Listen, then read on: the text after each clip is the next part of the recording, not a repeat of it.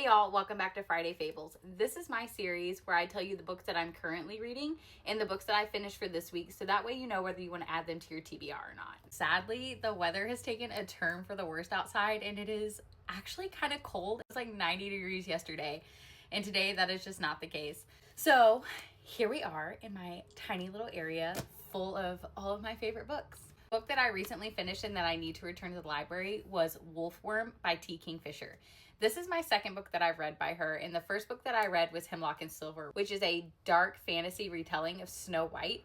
This is very different from that. I also really liked it, although the ick factor was so real. This is a book about a woman who is in her 30s, and she is a scientific illustrator. She ends up taking a job in the Appalachian Mountains for a naturalist and being his scientific illustrator. You're introduced to the lore of the blood thieves, and from there, you're rolling. If you're squeamish around bugs or maybe wounds or anything like that, this is probably not going to be for you, but I thoroughly enjoyed it. I have been on my classics journey. I finished Rebecca recently, and I was like, you know what? Let's just go full send. I'm going to read The Count of Monte Cristo. I chunked this out into 6-week sections, so I want to be done with this by the end of May. I'm loving this. Wit in this, some of the scenes are just so funny, but it's also such a tragic tale. Obviously, I'm here for the revenge. Like, I want Edmond Dantes to just burn everybody down who did him so wrong. Since I'm supposed to be taking 6 weeks to read this book, I've been having such a hard time putting it down. I did end up picking another book in between this just so I can slow myself down.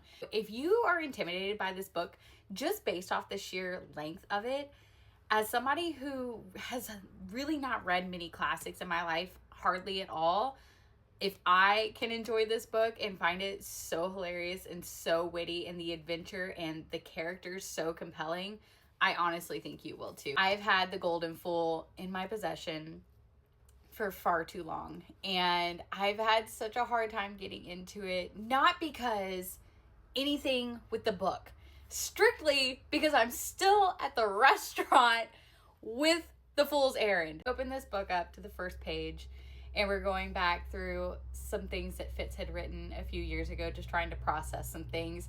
Tears immediately.